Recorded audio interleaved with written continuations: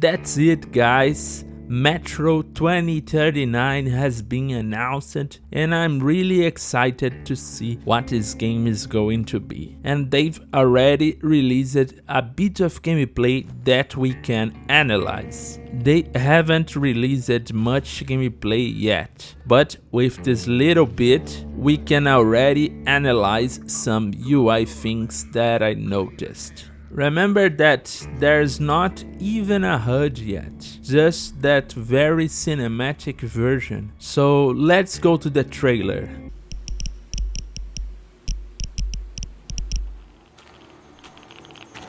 We start here cleaning his face, a classic game movement to wash off rain.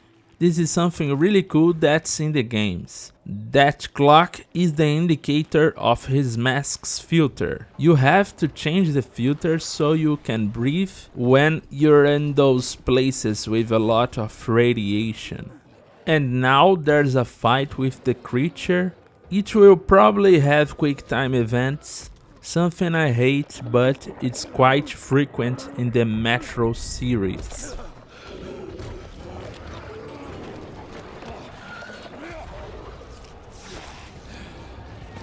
And then the people go there and help him. Well, like I said, you can't see much in the trailer. We will have to get more videos in the future to see more of the UI.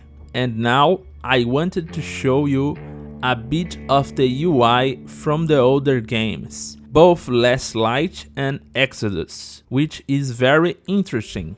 Especially the main menu, which is one of my favorite parts of the game. It's very different and it's not just a list. It feels like you're actually there. It's unique and now I will show you.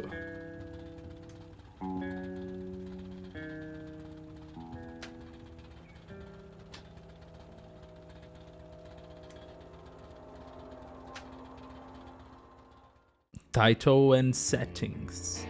You just seen the introduction to Metro Last Light, and now you're arriving at the main menu, which gives a really cool feeling of being on the train. When you start the game, you select your difficulty on the monitor. On the loading screen, you can read the story of the place and see the map of the area. The settings menu is simple and easy to understand. Here we can see the main menu of Exodus. It's also very cool and gives the feeling that you're on the train. Remember that in the Exodus menu, as you progress through levels, the surrounding scenery changes along with the region you're playing in, making it very dynamic and cool, showing that the game is kind of following you. The difficulty settings are the same as Last Light. On the loading screen, it gives game tips or narrates the story you're currently experiencing. Now the settings menu varies depending on where you are. If you're on the train, then you see this. If you're outside, then you see this. Text and models. Here you can see the dialogue texts, which are usually orange or white. Since the game takes places in many dark areas, these colors works well because of the contrast. And when a modal appears, it's simple with white and orange text again. In Exodus, we can see that they kept the use of the colors that work in the dark, but with more attention to the font size. And the Exodus model is more direct and without many colors. Stats and resources. In Last Light, you couldn't really modify your weapons. You could only obtain them from vendors and modify them there when you were at the base.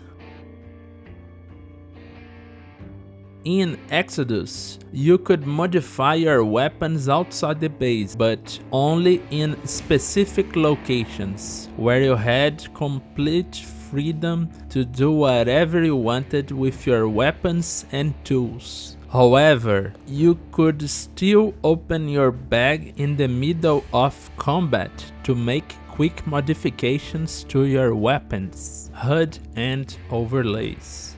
The Last Light HUD is quite simple and clean, only showing the equipped weapon and the bullet type. When you pick up bullets from the ground, they appear in orange on the side of the screen. The Exodus HUD has a few more features than Last Light, such as the flashlight, your healing items, and shows the filter time you have available along with the clock. As you play, the HUD kind hides itself, becoming cleaner and better for gameplay, increasing immersion in the game. Here you can see this little hand and other icons appear to pick up things from the ground and other places, which can be components or bullets. When you pick up bullets or components, they appear in white, but when you pick up parts for your weapons, they appear in orange. Don't forget to like and subscribe. Thanks!